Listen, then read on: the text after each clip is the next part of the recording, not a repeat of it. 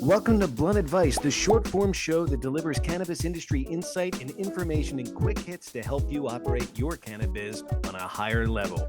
Here are your blunt hosts, Francesca and Mike. You know, a lot of our clients come to us because they need help growing their retail sales. That's what we do.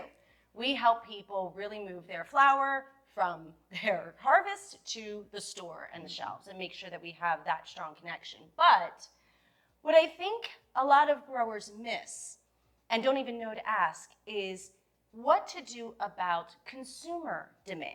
So, I mean, we always make it a part of our retail strategy. Right.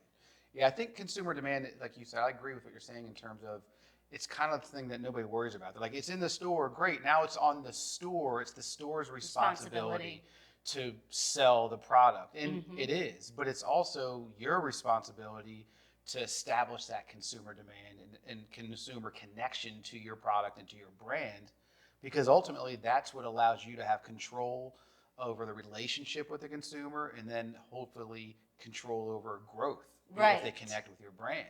And not to mention, that's the thing, is like if you end up going after consumer demand and retail demand, your brand value grows exponentially. Yeah, it holds up. Because now you've got like customers coming in and asking for your flower, and now you are a more desirable grower. You might, I mean, the dream, of course, is to be taking inbound calls for retail sales and not making those outbound calls. So I think consumer demand, we always make it a part of a retail strategy. But what we're going to do today is actually give you guys some blunt advice on how to create consumer demand as a producer. Yep. Yeah. How do we start? How do you start creating consumer demand? What's the first thing the audience should think about when they're putting a plan together? I think that it's funny enough, usually the very first thing we tell them to think about when we talk about their retail plan, which is, who is your target audience? This should be pretty easy to identify because this is the kind of personality, the kind of age, the demographics, the geography of the person that is most likely to buy your product on a repeat basis. That's how you want to identify these people. So are you catering to women? Are you catering to men? Are you catering to athletes? Are you catering to LGBTQIA community? Are you catering to moms? I mean, who is it that is most likely to buy? Because that's going to tell you how to show up as your brand. I mean, hopefully you've already done all this when you did your brand, so really just go back to your brand brief and read that and you've taken care of step one. But and this is who you are. I mean, this is your company's identity, your brand identity. So it should be very easy to be authentic and connect with that audience in a way that they want to connect with you. Right, that it's an automatic mutual kind of attraction to each other. That's what you want to create. Yeah. So you've caught each other's eye, let's say, right? So that's the first step in that relationship. You're both single, you both went out on the market, and it's a match. So, yeah. I know, Francesca, you talk a lot about educating on your differentiation. Yeah. And explain what you mean by that, because I think it's a really unique thought process, and I want to make sure everybody understands what you're getting at when you say this. I think you take your ideal target audience, and you need to know that, because you are going to do primarily, a lot of your work is going to be on educating them. You need to educate them on who you are, on what you're actually doing, on why it's important to them. What does it mean for them to buy your product? Ooh, say that last part again. What does it mean for them to be buying your product? And that's where people get it wrong, backwards all the time. They think about what it means for themselves, this is put the audience first, what it means for them. That's really, really exactly. Does it mean that they are donating to a cause, that they are supporting a family, that they are buying the best, that they can trust you? So that's really where a lot of the education happens on that target audience level, because you know how to talk to those people. Yep. So but you also have to educate them on like how you're different, and that is kind of the same thing. It's like you're different because you do something that they can't already find in the market. What is that? Right. Touting your strengths is a good way, and you can throw your competition under the bus in a roundabout way. You don't want to be the guys bashing everybody, because people get tired of that. Yeah. But pointing out your strengths is a way for a smart consumer to say, ooh, these other people aren't doing those things. And so that puts you on a pedestal. So I really like that that approach as well. Because then you're teaching them how to buy. That's what you're ultimately teaching them, is that you know they're not going to come to your farm and buy your product. You know they're going to go into a dispensary. So think about that customer's journey in terms of going to the dispensary. How is it that they are going to choose you when you're there? And you educate them on like, hey, maybe looking at terpenes is more important than THC percentages. Here's what other cannabinoids are. Maybe you release something that's top 5 questions I would ask as a new consumer going into a dispensary for the first time. Boom. Now everybody's comfortable that they know that you know that they're new, and that's great. You're supporting them. Yeah. So there's a lot of relationship building and buying that can happen in that education. So in the education also, but there's also some things you're requesting or asking of your consumers, right? To help build that relationship and build ultimately the demand. So I know you're always asking for a sale and you're hoping to get the sale from them, but it goes a lot deeper than that. It definitely does, because like I said, they're not going to come to your farm and buy your product. So it's not going to be the same kind of ask, but no matter what your ask is, you have to make it clear. And there's a couple of different things that you can do. Like you can say like, hey man, if you like everything you've heard, whatever it is, then you can go into a dispensary and ask for XYZ Farms product. That's going to be huge, because if the purchasing managers are hearing that over and over again, be like, hey, if you're in Tulsa and you want to shop my stuff, make sure you mention it to your dispensary. Right. And then boom, now the dispensaries are going to demand from you.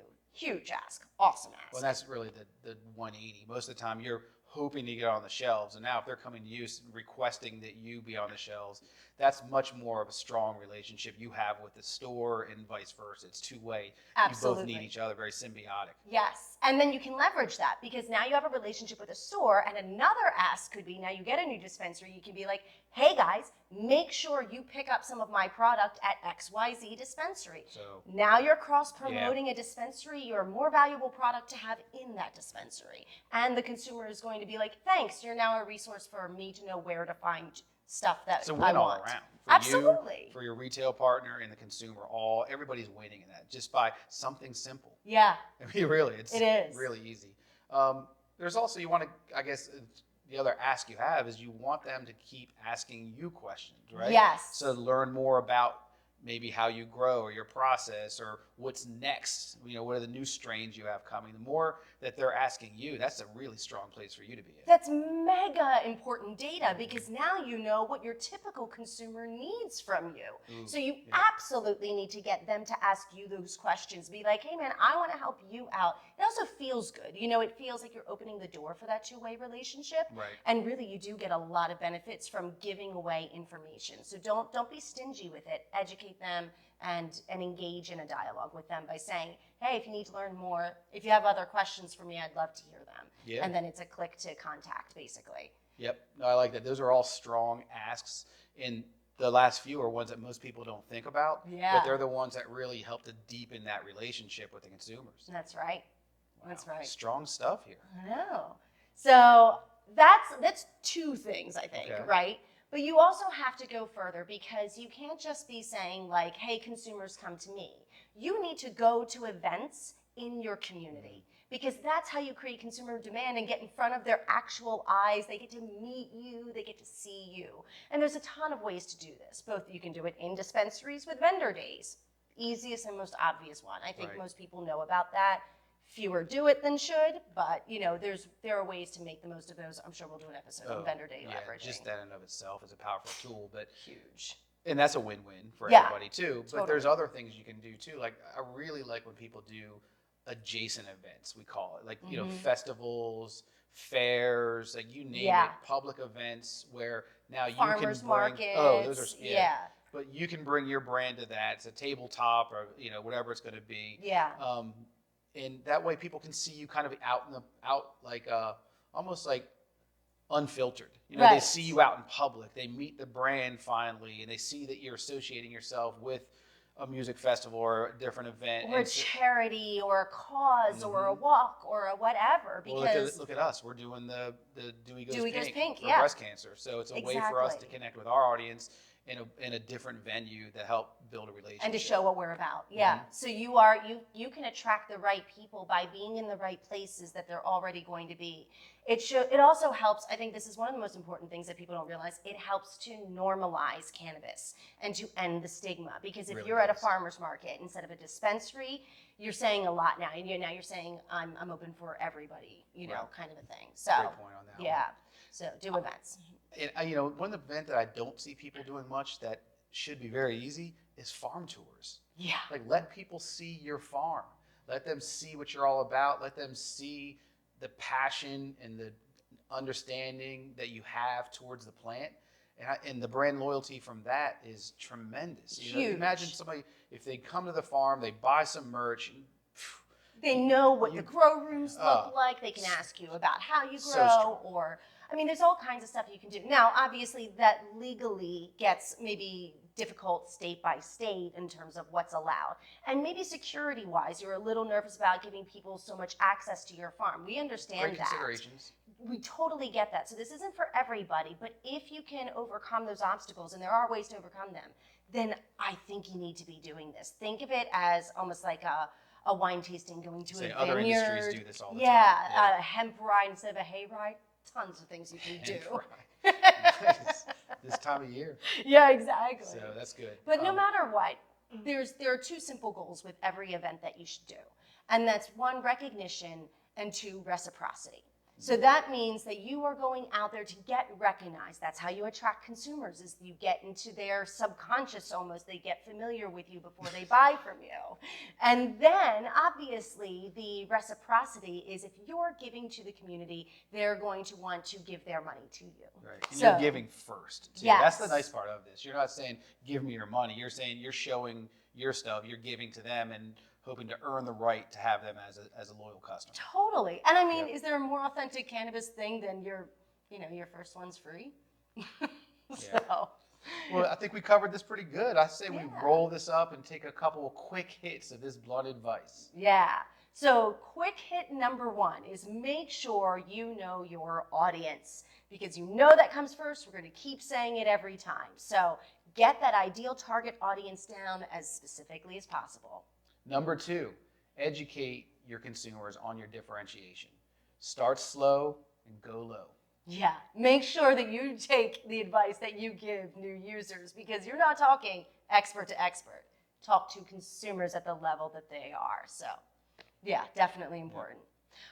Number 3 is make sure you have a clear ask. Know what you're asking of them, and make sure you're tracking what it can give back to you. Yep. And number 4, do events and be involved in your community. Yeah, absolutely. All right. Well, we always love your feedback, so please give us your blunt feedback by emailing us at bluntadvice@infusedmedia.io. All right. Well, I'm Francesca. And I'm Mike. And in the time it took to unsubscribe from all of those trade show attendee list emails,